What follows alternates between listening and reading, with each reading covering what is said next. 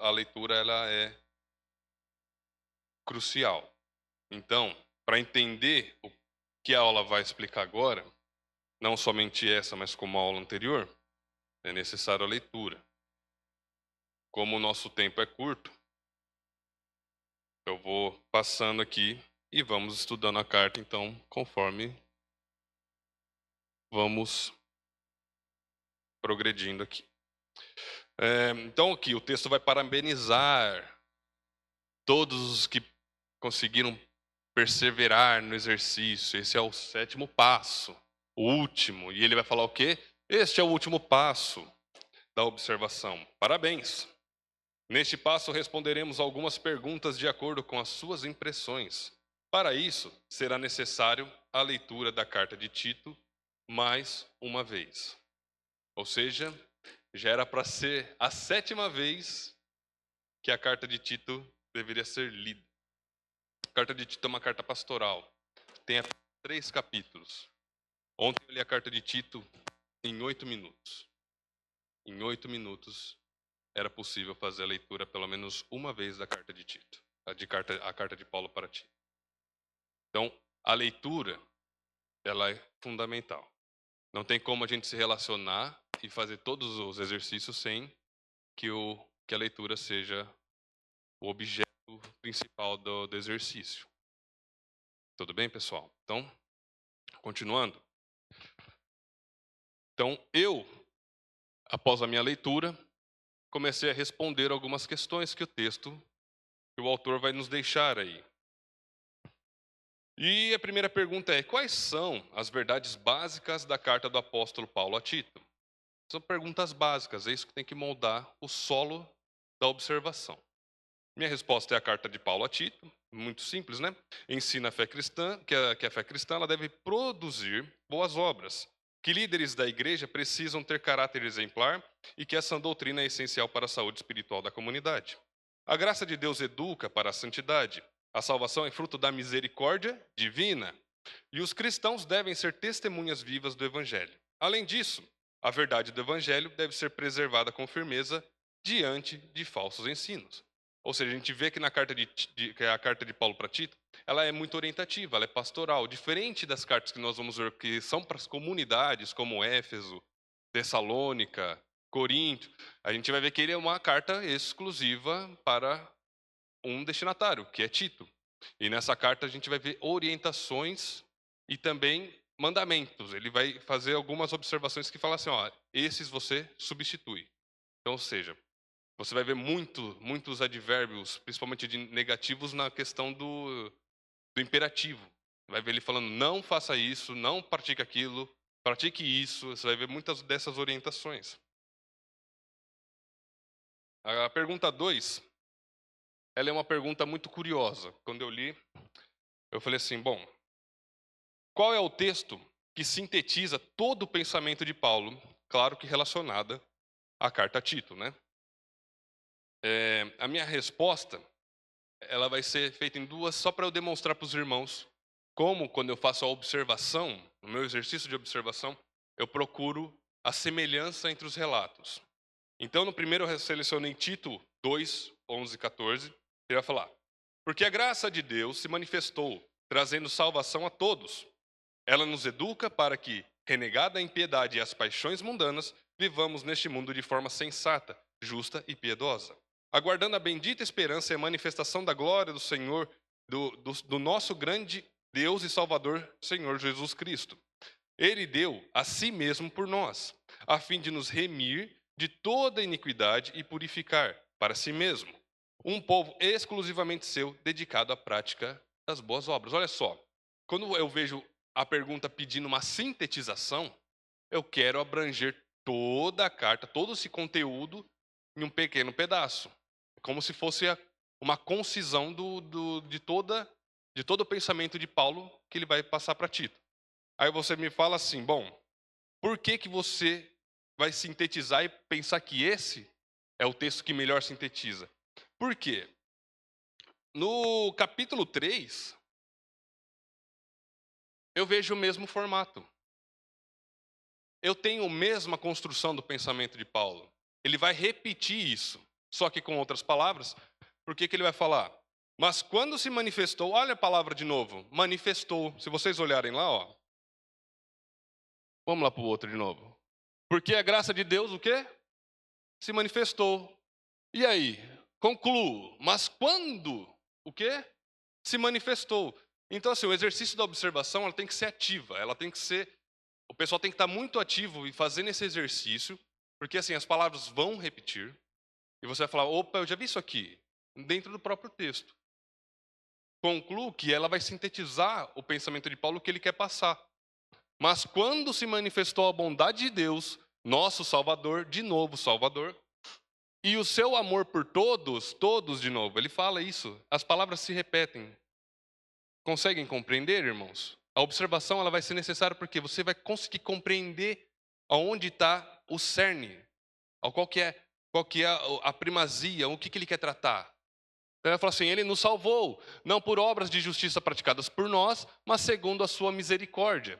Ele nos salvou mediante o lavar regenerador e renovador do Espírito Santo, que ele derramou sobre nós ricamente, por meio de Jesus Cristo, nosso Salvador, a fim de que, justificados por graça, não nos tornemos seus herdeiros segundo a esperança da vida eterna.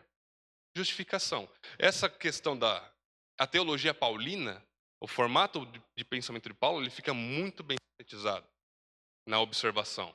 Assim, Paulo quer transmitir isso. O que é?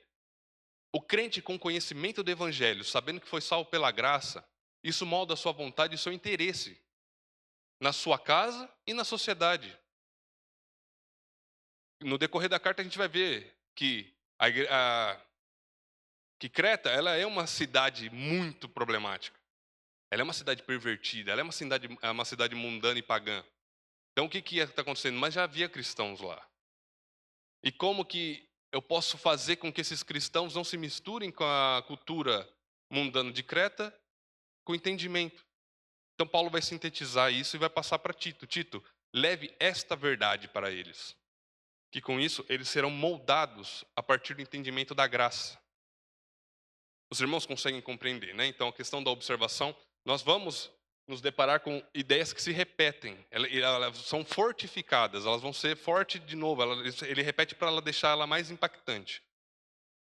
Ok? Aqui é mais simples, né? Qual é o tom do apóstolo Paulo ao escrever essa carta, né? O tom de Paulo em Tito é pastoral e firme, né? Ele orienta com autoridade, corrige com clareza e encoraja com confiança na graça de Deus. O tom é muito importante também para saber se é uma carta de repreensão, uma carta do acalanto amoroso, né, pela igreja. Paulo sempre usa, né, ele sempre começa com uma saudação muito amorosa e dependendo do caso ele já vem com um porrete na mão para falar assim, ó, isso aqui vocês estão fazendo errado. Ou então, em alguns casos, não. Ele vai lá e saúda e fica feliz por aquela igreja. Então, o tom ele tem que ser bem também tratado na observação.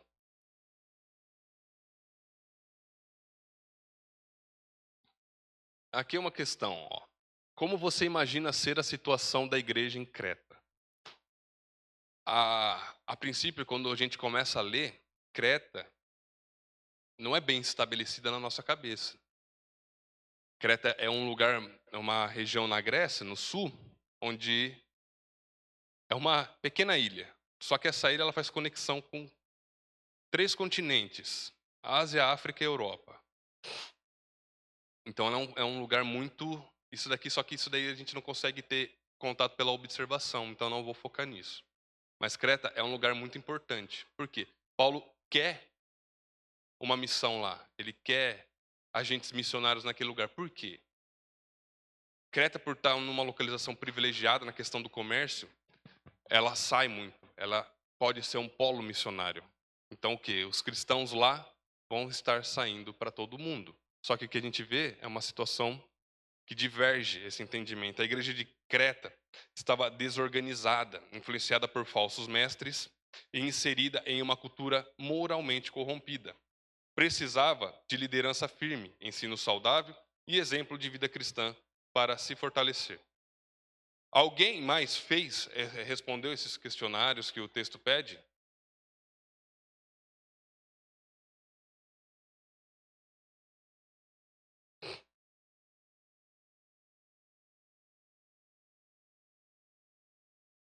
Bom, então agora era para que você tivesse o texto de Tito em mente. Depois de ler 7 vezes para concluir cada passo, o texto de Tito era para ser agora parte do seu vocabulário. Você saberia explicar Tito, você saberia, alguns casos, até passagens que você decoraria, porque é importante.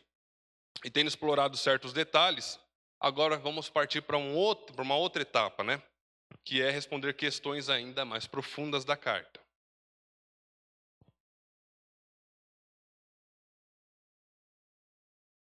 Como vocês podem ver aí no texto,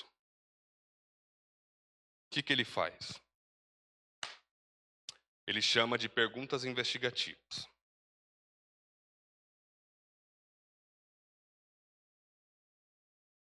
E eu confesso que é a minha parte favorita do exercício da observação. Porque é aqui que eu começo a me aprofundar no pensamento. A princípio eu faço a leitura e consigo fazer uma interpretação do texto, mas só que aqui agora a gente começa a conhecer de fato as vias, o que Paulo quis dizer. Então, são diversas perguntas que eu não vou conseguir tratar aqui com os irmãos por conta do tempo. Se for o caso, se acabar antes da hora, a gente até pode selecionar algumas aqui e a gente pode ir respondendo. Mas o que eu quero mostrar é o seguinte: a indagação, que é o quê? É essa questão da pergunta investigativa. A aula anterior, o Ideraldo falou sobre o momento da oração, né? O momento da oração, pedindo discernimento do Espírito para compreendermos as Escrituras. E o mesmo Espírito que inspirou a Escritura também é poderoso o suficiente para nos fazer compreender. Então, a indagação, ela deve ser ferramenta também fundamental, tá? Não fiquem com medo de perguntar, de questionar, porque essa parte ela é fundamental para a vida do crente. Não estamos duvidando de Deus, mas queremos respostas, e a Bíblia é poderosa o suficiente para também nos oferecer cada resposta para as nossas perguntas. A indagação ela é fundamental. E se a gente não tem essas questões a serem debatidas, é uma fé mística. E ela foge da razão. Então, assim, a Bíblia ela é também fonte de razão. E é esse momento agora que nós vamos praticar o pensamento. Então, a indagação é essencial na investigação bíblica porque ela impulsiona o aprofundamento, a reflexão crítica e a busca por entendimento espiritual e teológico. Sem perguntas, não há descoberta. É só uma leitura fria, vazia e estéril. Você não vai conseguir ter nenhum aproveito do texto, não vai conseguir saber para que serve tal orientação. A investigação bíblica não é apenas leitura passiva nas Escrituras, mas um processo ativo de busca por significado, contexto e aplicação. A indagação, ou seja, o ato de perguntar, investigar e refletir, é o motor desse processo. Perguntar. Vamos perguntar. Então aqui, olha que legal que o autor da apostila faz. Ele pega o capítulo e de cada versículo ele tira uma pergunta. Ele quer de fato conhecer, ele quer saber o que está acontecendo, ele quer saber o que Paulo quer transmitir, para quem. Esse exercício é muito. Quando você pega a prática, irmão, você vai ficando uma atividade muito divertida. E aí vai ficando rico o seu conhecimento. Você vai falar assim: nossa, você vai parando de acreditar em certas conversinhas. Você vai falar assim: não, tal informação, na própria Bíblia, como vamos observar, não é dessa forma que o caminho é tomado.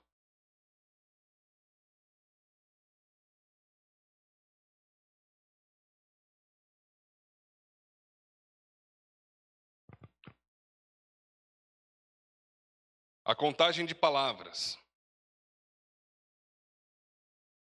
Na página 54,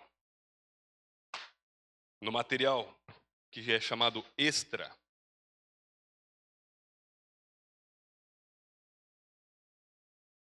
ele lista as palavras que ele foi lendo e escrevendo.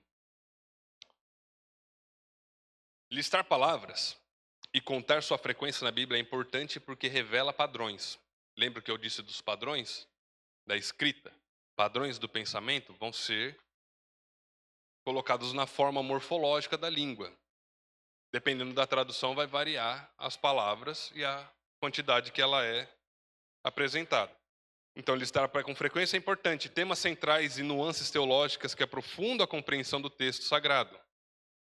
Essa técnica, conhecida como word study, ou estudo de palavras, é amplamente usado por estudiosos e teólogos para extrair significado e contexto das escrituras.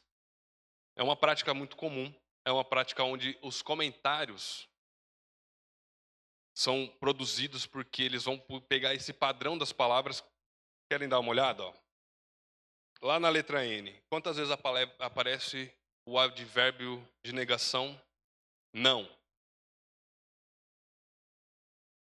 18 vezes.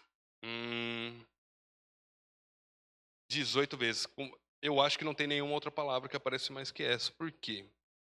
Porque ele vai sempre acompanhar o quê? O advérbio ele vai acompanhar um verbo, geralmente no imperativo. Então, esse advérbio ele vai ser muito apresentado na carta. Outra palavra que a gente vê que parece muito? Deus. 13 vezes. Vamos encontrando padrões na repetição. Tá vendo? Olha só, letra J, vamos ver quantas aparece Jesus. 4. Então, ou seja, essa parte da doutrina, a gente pode ter como Jesus não vai ser o foco total da carta de Paulo. Obra parece 2, junto com a sua forma no plural parece 6. Vão ser 8 vezes, então. Salvador. Então a gente vai encontrando o padrão do contexto da carta a partir da repetição das palavras. Até aí tudo bem, pessoal? Estão conseguindo compreender o exercício da observação?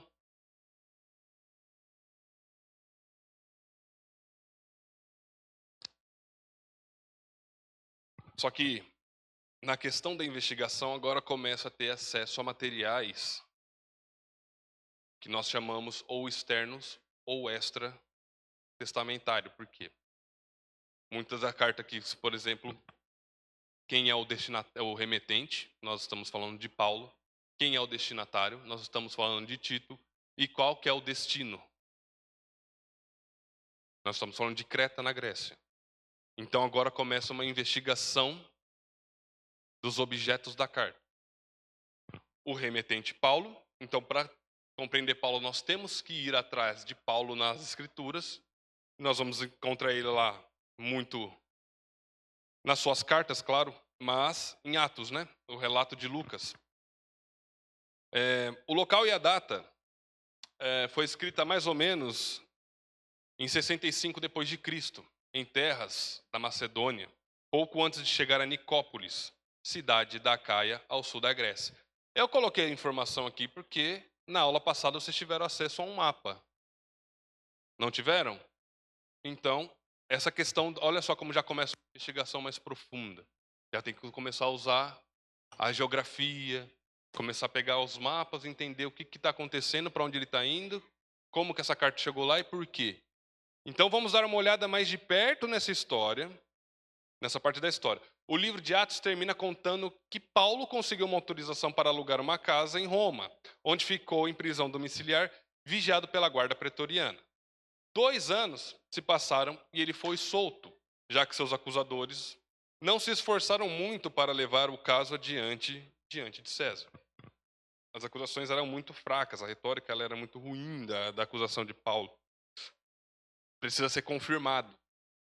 Não é porque o pessoal aqui, a gente já está trabalhando com uma questão de comentários, que aqui a gente está checando o comentário do nosso autor.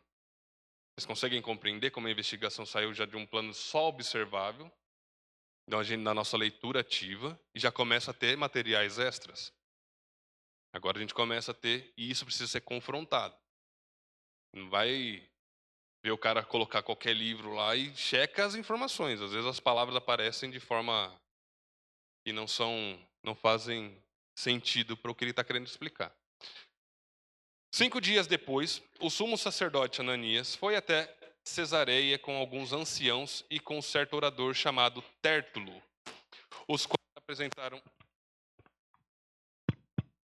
quais apresentaram ao governador a sua acusação contra Paulo. Ou seja, começa aqui a trama da prisão, certo? E no capítulo 28, no versículo 30, vamos ver aqui agora a solução. Paulo não teve sua prisão concluída por conta da falta de argumentos, né? Durante 2 anos, Paulo permaneceu na sua própria casa, que tinha o que alugado, onde recebia todos os que procuravam. Já estava em liberdade, né? Liberdade condicional aqui, nós vamos chamar.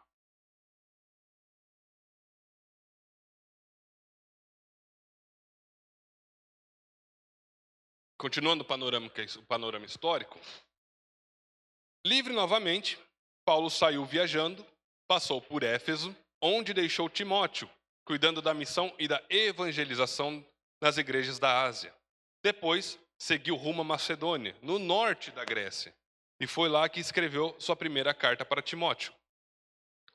Quando eu estava de viagem rumo a Macedônia, pedi a você que ainda permanecesse em Éfeso para admoestar certas pessoas, a fim de que não ensinassem outra doutrina. Quando você começa a fazer essa questão da observação, você vai começar também a encontrar padrões entre cartas. É muito parecida a carta de 1 Timóteo com a carta de Tito. Quase, olha, vai ter algumas questões que irão mudar, mas você vê qual é a preocupação. Ele vai escrever da mesma forma, ou seja, Paulo pensa e escreve para destinatários diferentes. Mas você vê como o pensamento e a teologia paulina está presente nas cartas, o que vai assegurar também a autoridade de quem escreve.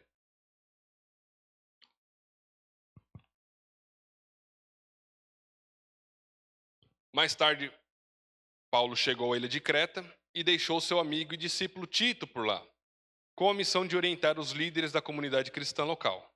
De lá, partiu para Caia, no sul da Grécia. Já na Macedônia, pouco antes de chegar a Nicópolis, ele escreveu uma carta de incentivo para Tito, seu fiel parceiro de ministério. Então, aí a gente vai ver na própria carta de Tito, quando ele enviar Ártemas ou Tíquico, faça o possível para vir ao meu encontro em Nicópolis. Estou resolvido a passar o inverno ali. A gente vê a preocupação de Paulo, mas ele também quer esse encontro entre os irmãos. Ele quer estar perto, ele quer saber. As cartas eram muito caras lá, então falava-se assim, mandava uma carta e falava, quando possível, me encontro em tal lugar. Nós vamos conversar, gerenciar, que como o Paulo era também muito ocupado e muito perseguido, era mais fácil o pessoal encontrar com ele do que ele sair ao encontro de todas as pessoas.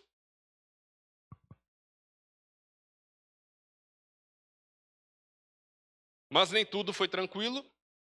Quando Paulo chegou a Troade, que a gente vai ver em 2 Timóteo 4,13, foi surpreendido por uma nova prisão. Levado de volta a Roma, acabou jogado num calabouço, frio e isolado. Pouco tempo depois, após escrever sua segunda carta a Timóteo, Paulo foi executado por ordem de Nero, decapitado por causa da sua fé. Pessoal, deixa eu mostrar para vocês uma coisa aqui. Abra em 2 Timóteo aí, quem está com a Bíblia, 4,13.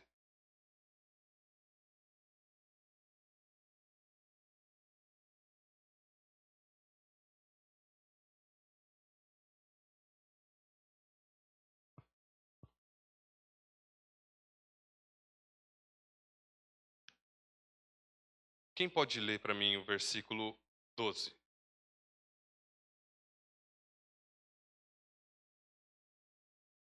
Isso. Muito bem. Olha só como as cartas se relacionam. Quando a gente lê Tito 3,12, quem que Paulo vai enviar?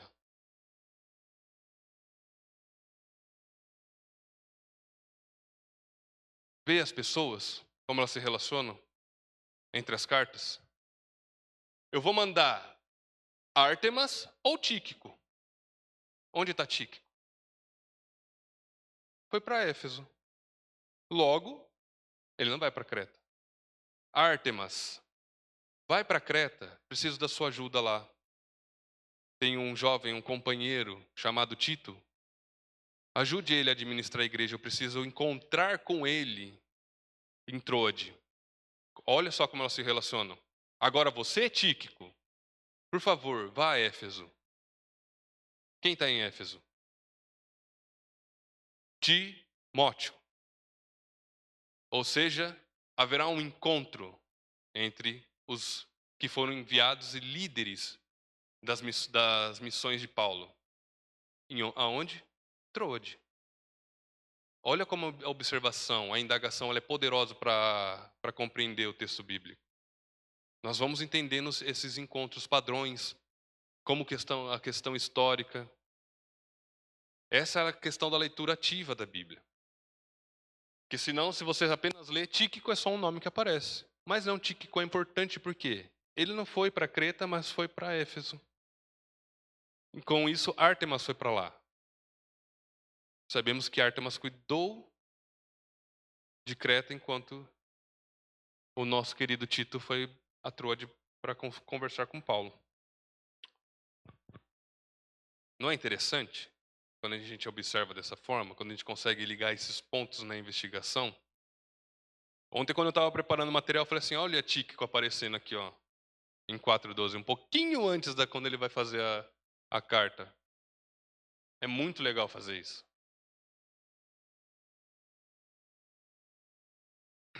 Agora nós vamos falar de quem? Do remetente, né? Do destinatário da carta. Primeiro falamos sobre... Exatamente. Exatamente. A gente vai pegando os detalhes, né? Com isso a gente vai vendo que o lugar que Paulo é um mausoléu gelado. E pelo amor de Deus, traz minha capa, senão vou morrer de frio aqui. E eu esqueci ela, porque não ia... É igual você sair de casa cedo, com calor, na hora que você vai voltar para casa, tá gelado. Tava quente na hora que eu saí, agora eu tô vendo que eu preciso dele. Tito. Agora nós vamos ver o destinatário.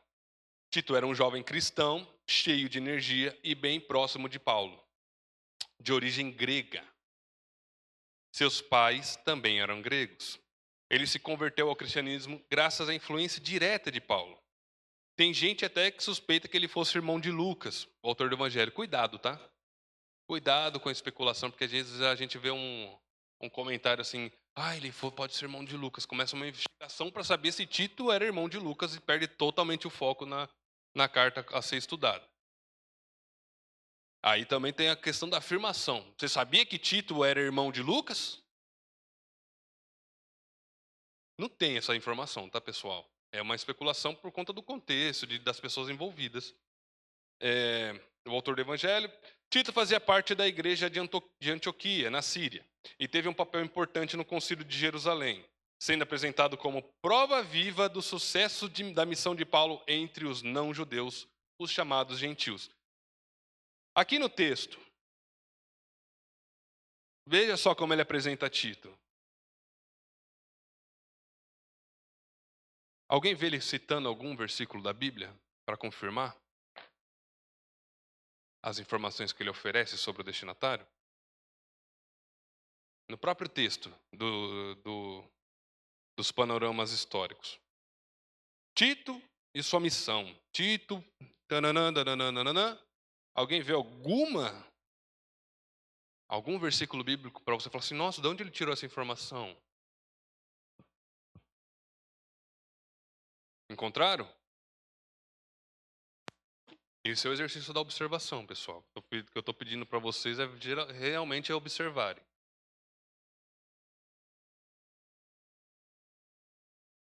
Não encontraram, né?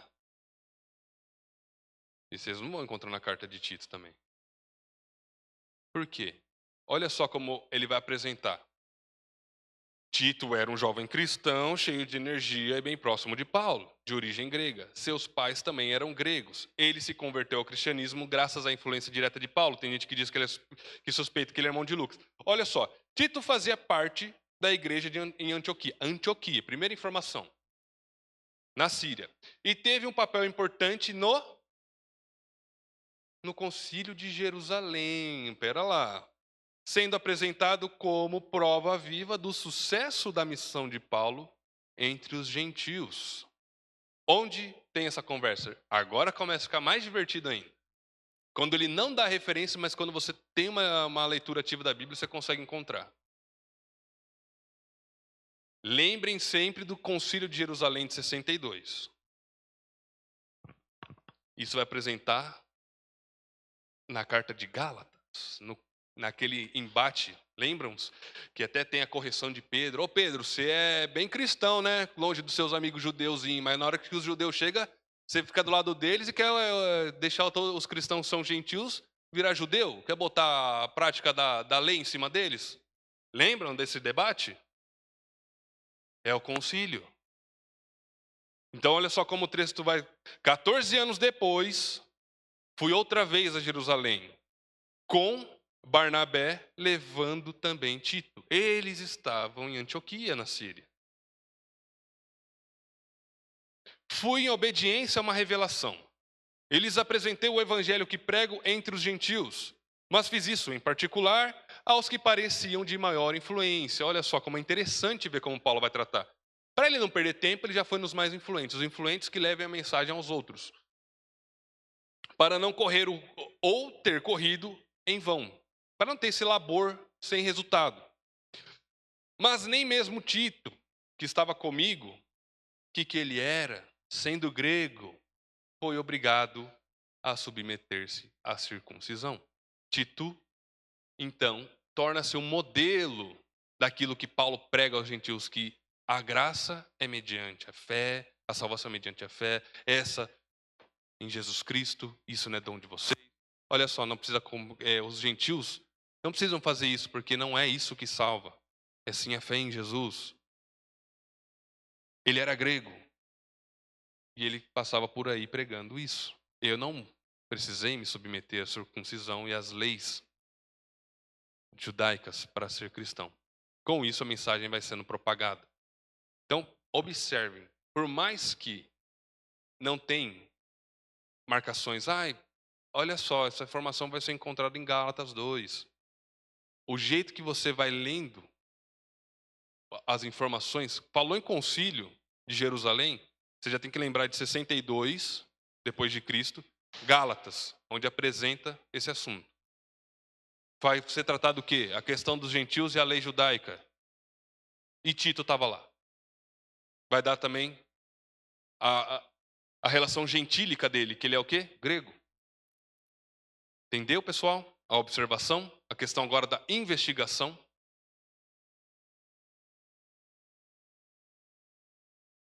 Essa interpretação.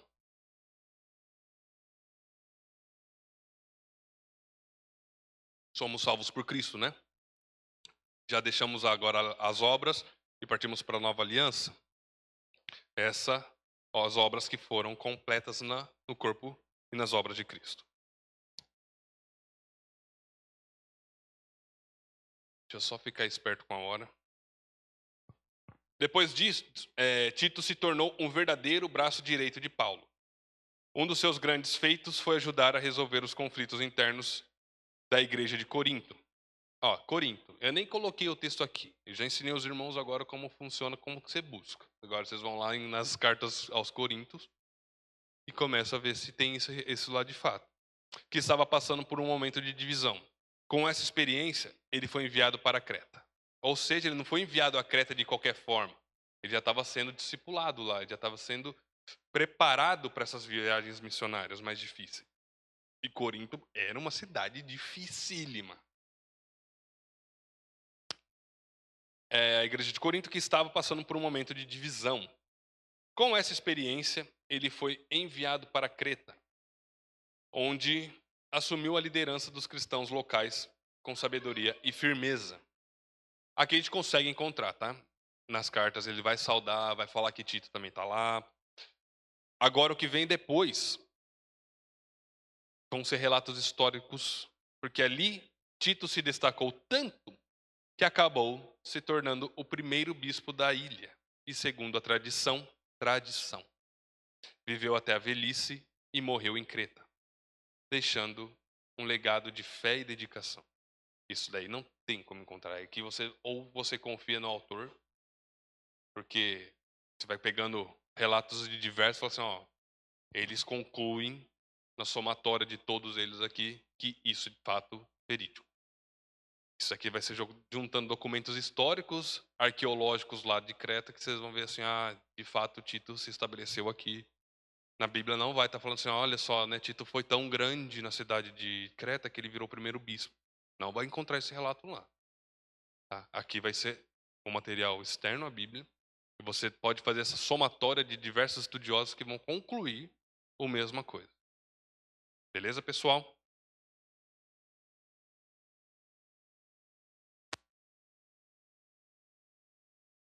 O panorama histórico ainda. Agora nós vamos falar do destino, cidade. Creta era uma das maiores ilhas do mar Mediterrâneo. Olha só que legal. Bem no meio do caminho entre Europa, Ásia e África. Mas sempre foi considerada parte da Europa. Lá atrás, por volta de 2.500 anos antes de Cristo, a ilha foi o berço de uma civilização super avançada e brilhante. Mais tarde, em 67, acabou se tornando território romano. Vão se atentando às relações de Creta que vocês vão começar a entender o porquê que ela é tão problemática. Então ela nasce como o berço de uma civilização brilhante, depois ela vai ser dominada por Roma, submetida a isso, né? E a gente vai ver que ela tem uma localização muito privilegiada para o comércio. O evangelho chegou a Creta, provavelmente por meio de cretenses que estavam em Jerusalém durante o famoso sermão de Pedro, no dia de Pentecostes. Mas foi com Paulo que a igreja realmente se firmou por lá. A ilha tinha muitos judeus, inclusive alguns que também estavam em Jerusalém naquele dia marcante. Uma coisa que você vai notar na carta de Paulo para Tito é justamente essa mesma relação com obras do judaísmo que é apresentada em Gálatas. Essa quebra, porque esses caras estavam lá também. Esses judeus querendo impor a lei sobre os gentios. Esse pessoal que eles chamam, na ilha tinha muitos judeus, esses judeus se apresentavam como mestres ensinando um falso evangelho. Lembra Gálatas 1:8? Que até mesmo um anjo vindo do céu apresente um evangelho diferente deste que vos pregamos, este seja considerado anátema. Era essa relação do judaísmo sendo entronizado como a doutrina verdadeira na observação das obras. Vai acontecer em Creta também. Na Galácia e em Creta. Por isso que o texto, na hora que você começa a observar a questão do destino, a geografia, já começando a compreender que alguns assuntos são muito pertinentes e já foram tratados em cartas anteriores. Eu nem preciso não precisa relatar na carta de Tito, porque eu já tenho em Gálatas que é o mesmo padrão de divergência.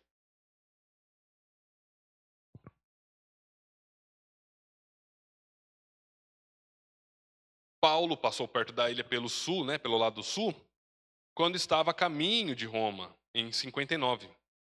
E sobre os cretenses, bem, eles não tinham a melhor fama, né? Eram vistos como pessoas sem muita lei ou moral. Inclusive, um poeta da própria ilha, chamado Epimênides, lá no ano 600, foi citado por Paulo para ilustrar esse comportamento em Tito 1:12. Gente, leiam Tito 1:12. Alguém, leia em voz alta. Olha que curioso. Hum.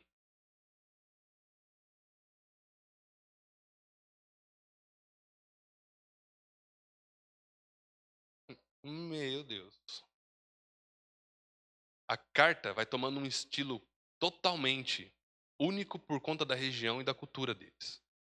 Tinha uma palavrinha, isso aqui eu vou contar para vocês, ó, isso aqui é extracurricular, hein? Tinha uma palavra na Grécia que era um termo jocoso para falar assim, ó, quando você queria ofender o cara, você falava assim: "Você é um cretizo. Você vem de Creta, você é um mentiroso, um glutão, um difamador, um profano". Isso era um cretizo, o cara que vinha de Creta. Você não, você é a mais baixa classe. Você não é só o idiota, você é o cretizo.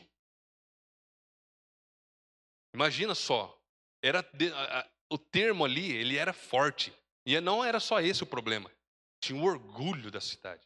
Porque a mitologia fala que Zeus, o sumo do Olimpo, ele nasceu em Creta. Então imagina só, o Deus do Olimpo, o pai de todos, nasceu na nossa cidade. Com isso herdamos o mesmo caráter mentiroso de Zeus,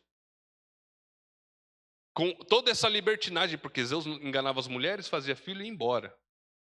Essa era, além de todo poderoso, era um safado, era um cretino. Não, diferente de cretizo, era um cretino. Exatamente. Exatamente. Então veja, tinha esse orgulho. E o que acontece? Paulo quer quebrar isso aí lá. Fala assim, olha, isso está tão enraizado naquela cidade. Tito, vai lá e mostra o contrário. Porque eles ouviram a pregação de Pedro, saíram transformados, regenerados. Mas o que está acontecendo lá? Estão tentando destruir esse caráter do cristão lá. E a gente bem sabe que o mundo tem esse poder. Eu conheço Jesus, mas hoje eu quero fazer uma coisinha diferente. Né? Ah, mas aqui todo mundo faz. Qual que é o problema? Tito, vai lá e mostra que a regeneração da família, que nós vamos ver numa nova família no capítulo 2, ele vai mostrar assim, ó, o padrão do cristão na família não é esse que Creta está pregando. Vai lá e mostra. Além disso, no capítulo anterior, ele vai falar que os líderes, eles devem ser, e vai ter uma lista de qualificações.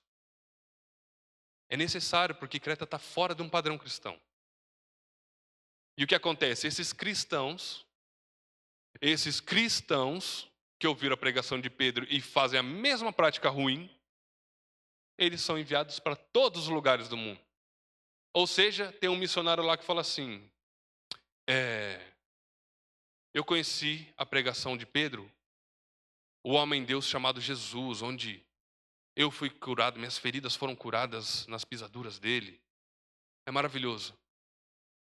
Converta-se agora. Ah, eu não posso porque eu estou traindo a minha esposa. Ah, mas isso pode. A gente também faz lá em Creta. Entende? Essa ruptura é tão forte que no começo, na saudação de Paulo para a carta de Tito, olha como a questão cultural vai moldar todo o jeito que Paulo vai tocar na ferida deles. Creta era uma cidade de gente tão mentirosa, e eles tinham essa questão tão ligada em Zeus, que ele vai falar assim: olha, esse Deus que você vai apresentar para eles é um Deus que não mente. Não é esse Deus que eles acreditam. Esse Deus é totalmente diferente daquilo que eles têm entendido. Ele toca na ferida da cidade. Ah, então você está chamando gente de mentiroso. Não só mentiroso, mas vocês são pagãos e acreditam num Deus mentiroso. O Deus do cristianismo, esse que vos apresenta, ele não pode mentir. Paulo já chega com os dois pés assim, na porta. Você vai começando a entender toda a construção. A investigação ela é extremamente importante para você entender como a construção do pensamento de Paulo vai ser feita no decorrer da carta. E é uma parte muito, muito, muito legal, gente. Eu encorajo vocês a fazerem isso. Quando vocês começam a entender, vocês vão começando. E ó, quando vocês começam a fazer, pode parecer difícil no começo, mas vai ficando tão prático, e você já vai tendo uma relação tão grande com os textos, que você já começa a entender: peraí, isso aqui está aqui, isso aqui está aqui, isso aqui vai ser comprovado aqui, porque nem sempre vai ter uma explicação direta na carta, mas a gente sabe que tem em outro lugar. E a gente tem que lembrar que são cartas. Cartas é para um destinatário, num destino, e tem um contexto lá. Mas aquela mesma tensão acontece em regiões diferentes. Que é que nem em Éfeso, Creta. Galácia, Creta. Entendem? A investigação ela é muito legal de fazer. Vocês começam a ter acesso a informações e falam assim, gente, não só isso, mas também uma relação histórica. Você vai construindo também um entendimento da história, no conceito da filosofia, da Grécia. E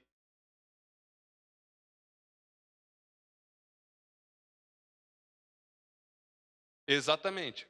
Mas isso daí é prático também, viu, Elídio? Por quê? O mesmo jeito que Paulo apresenta uma cidade que é mentirosa, Paulo escreveria para o Brasil também, mandando um discípulo dele lá, ó, vai para o Brasil e fala assim: esse daí, esse seu jeitinho brasileiro, eu tenho um Deus, e vos apresento um Deus que não tem um jeitinho.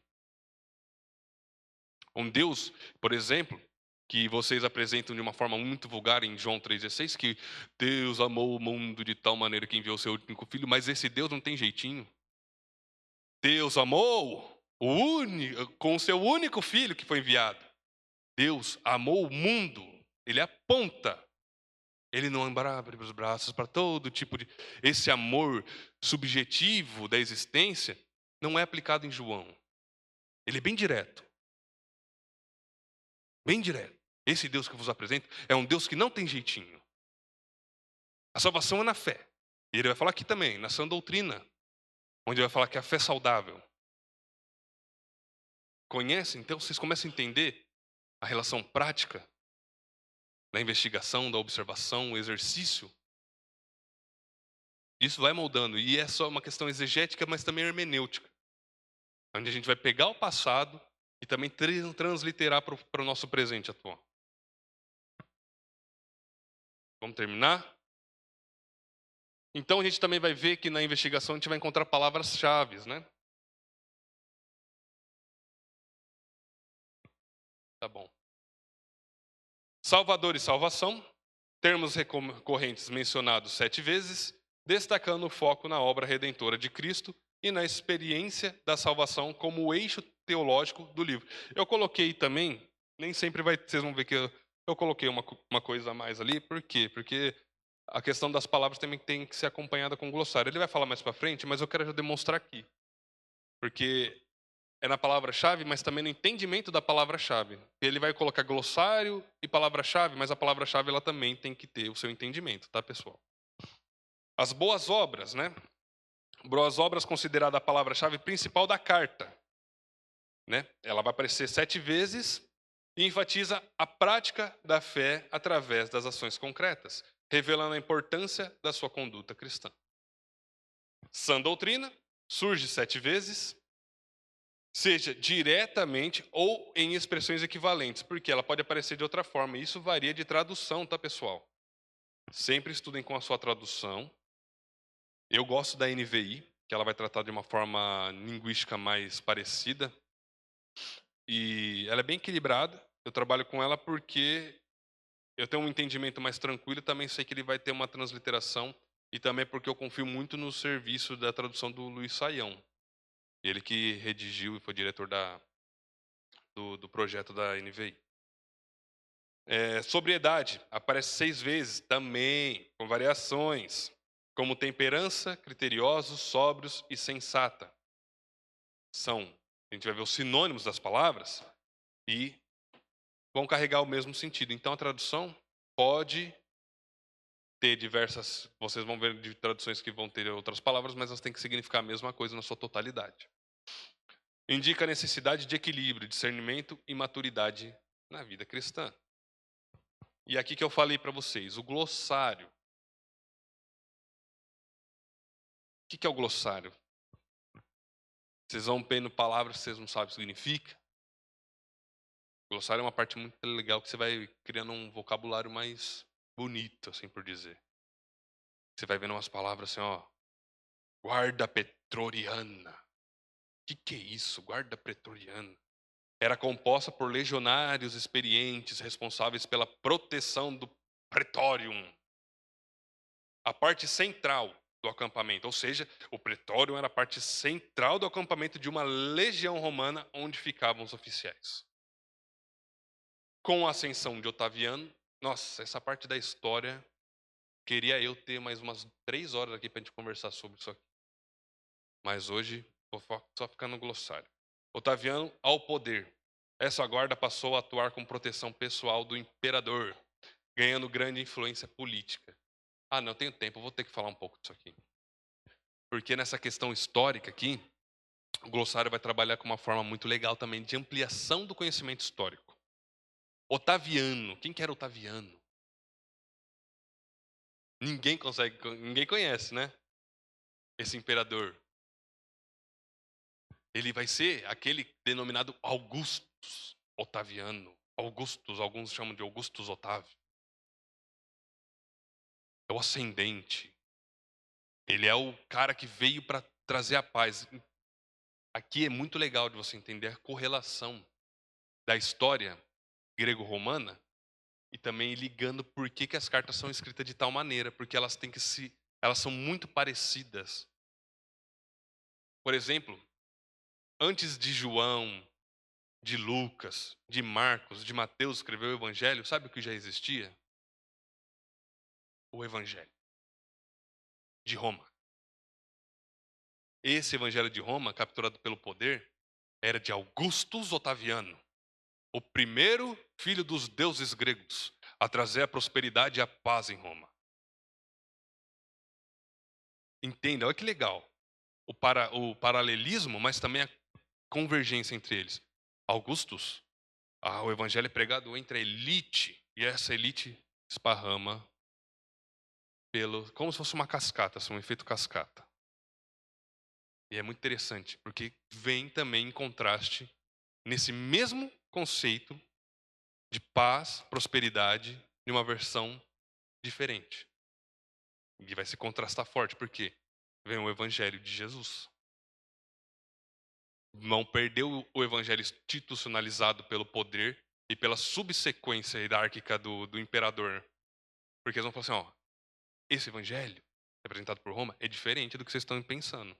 Esse evangelho, dessa boa nova, que é o evangelho, né, tradução de evangelho, ela é carregada em um homem. Esse homem é o Filho de Deus. E ele veio não para trazer paz em questões bélicas, mas é uma paz vindoura. Essa paz de uma vida eterna.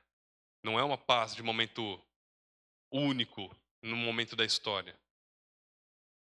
Vai constatar. E olha só, exatamente. Exatamente. É esse o pensamento. Vai ser o anticristo e o Cristo. Entende a correlação? É exatamente esse o pensamento que é construído a partir que você entende pelo glossário. Você vai pegando as palavras pelo glossário e vai entendendo como é construída a história. Então, daquela forma que é uma cascata de informações, uma cascata do evangelho que vai saindo do imperador, vai passando pelos mais influentes até chegar na classe mais baixa, Jesus faz diferente. Ele vem da Galileia. Exatamente. E o que acontece? Por que a gente vai entender assim, ó? É uma semente. Porque ela vem de baixo. Exatamente. Ela vai vir. Ele vai trazer da classe mais em contraste com Roma, que isso seria fortemente uma posição onde os mais pobres colocariam-se diante dos mais ricos em aceitação a isso. O evangelho não tem essa proposta. É um confronto direto, muito pacífico e transformador. Essa leitura ativa, a partir do glossário, você vai começando a entender melhor a história, como ela se relaciona no contexto histórico bíblico e no plano de redenção. É fantástico, é fantástico. Quando você começa a fazer isso, você não quer fazer outra coisa na sua vida. Missiva é um termo usado para o quê? Designar uma carta ou bilhete enviado como uma mensagem, que equivale à epístola, sendo comum em contextos formais ou literários, como prisão, depósito ou porão. Pessoal, eu estou falando já de outra coisa aqui. Equivale à epístola, sendo comum em contextos formais e literários. Agora a gente vai falar do calabouço. Estou confundindo as palavras aqui. Calabouço refere-se ao andar mais profundo de um castelo, geralmente utilizado como prisão, depósito ou porão. Ficou conhecido por seu uso em locais históricos como Bastilha. Bastilha. Desafio, hein? Pessoal, pesquisar o que é a Bastilha. Esse aqui eu não vou dar pista. Esse aqui eu vou deixar para vocês mesmos pesquisarem, se assim quiserem. Bastilha. Vocês vão entender já um outro contexto histórico, que é a queda da Bastilha, a partir de que vocês começam a entender a Bastilha. Vocês vão ver como é legal. Eu não vou dar toda a pista, não vou ficar dando peixe para vocês, não. Vou dar a vara, vocês vão pescando aí. Dissensão. A palavra dissensão é a falta de entendimento ou de divergência de opiniões entre pessoas. Pode gerar disputas, litígios ou desavenças, afetando negativamente relações familiares, sociais ou políticas. Então, assim, pessoal, a gente chegou ao fim. Era uma aula que era para ser muito longa. Trouxe o que dava para melhor enxugar. Mas eu tenho que fazer um alerta para a igreja. Eu esperava que pelo menos uma vez a carta de Tito tivesse sido lida por todos. Não dá para a gente trabalhar. O John Knox, ele é um guia, mas isso, se o crente não for peça ativa na leitura e na aula, eles não vão conseguir absorver o que o texto, o que a aula quer propor. A carta de Tito é uma carta linda, gente. Em 8 minutos, a gente consegue fazer a leitura dessa carta. Então, assim, proponham-se nesse relacionamento. Porque eu aposto que não ficaram só 8 minutos rolando tela no Instagram, vendo vídeo no YouTube, televisão. Eu vou ter que chamar a atenção aqui, pessoal, vocês me perdoem. Porque John Knox é uma coisa séria, tá? Essa escola que foi aqui levantada e está sendo o que parece um projeto, não é algo só intelectual, teológico. Isso aqui é para a vida prática do crente. Então a não leitura da Bíblia me faz, eu preocupo-me porque de onde vem a informação do crente se não está vindo da Bíblia? Vem do David Leonardo? Caio Fábio? Vão querendo buscar de outra forma. Porque a vida do crente ela é indagada mesmo. Tem dúvida. Se o crente não vai buscar na fonte primária da nossa fé, então, gente, a gente fica aqui fazendo de John Knox uma ferramenta bastante estéril para a vida prática do crente. Vocês vão ficar ouvindo eu falando aqui sem proveito nenhum na vida de vocês. Tá bom? Desculpa pelo sermão, necessário, porque a seriedade é justamente, pessoal, o falso ensino que é apresentado hoje, ele não está dando bobeira, não. Vocês caírem em qualquer cilada aí que é apresentada pelo mundo é fácil. É facinho. Qualquer um que fala mais bonitinho, botando uma heresia aí que é confortável para o entendimento humano, vai falar assim, isso faz todo sentido para a minha vida e me deixa tão quentinho. É um belo de um caminho para o inferno. Tá bom? Quero indicar um livro aqui. Esse livro aqui, que me fez ter muito acesso a conhecimento de como ler a Bíblia, que é Entendes o que lê. São 2 autores, Gordon Diffie e Douglas Stuart. É um guia, nas palavras dos próprios autores, um guia para entender a Bíblia com auxílio da exegese e da hermenêutica. Eu quero indicar esse livro, mas eu vou indicar um livro melhor para vocês. A Bíblia Sagrada. Porque eu só consigo indicar esse tipo de livro se vocês estiverem de fato comprometidos com a palavra de Deus. Ok? Vamos orar. Pai Santo, digno é o Senhor de receber toda a honra, toda a glória e toda a adoração. Alegramos, Senhor, por este momento em podermos refletirmos e conhecer a Ti, Senhor. Mas, Pai, diante do cenário, toca no coração dos meus irmãos. Existe uma necessidade urgente do cristão voltar às Escrituras. Pai. É necessário, Senhor. Porque de onde tiraremos as informações que o Senhor mesmo nos revelou? De onde? Do meu próprio intelecto, da minha própria finitude? Se não é tus infinito, Senhor. E se revelou para que o meu entendimento e o meu relacionamento fosse conforme a Ti e o que o Senhor nos revelou. Não permita, Senhor, que a preguiça, que nós nos tornemos cretenses em tempos modernos. Mas que a verdadeira palavra que revifica o ser morto e caído do ser humano venha de Ti e da tua palavra revelada, Senhor. Cative em nós, com fogo ardente e reverência a ti, a nos voltarmos à tua santa palavra, Senhor.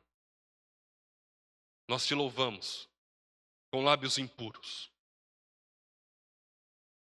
lábios que são prontos a dizer como te amamos, Senhor, mas com coração vazio. Pois não conhecemos, Senhor, talvez nem tenhamos esse interesse. Basta 8 minutos ou qualquer distração e eu troco a sua santidade pelo profano. Se não for o Senhor a nos prender a ti. Cativa-nos em ti, ó Pai. Carecemos da tua presença santa. Essa é revelada nas Escrituras. Para que a nossa fé no nosso Senhor Jesus Cristo, que não é nosso dom, Pai, não é pela nossa força, seja forte, porque mesmo assim o mundo quer nos provar o contrário. Mas é a partir da tua palavra que eu sou forte.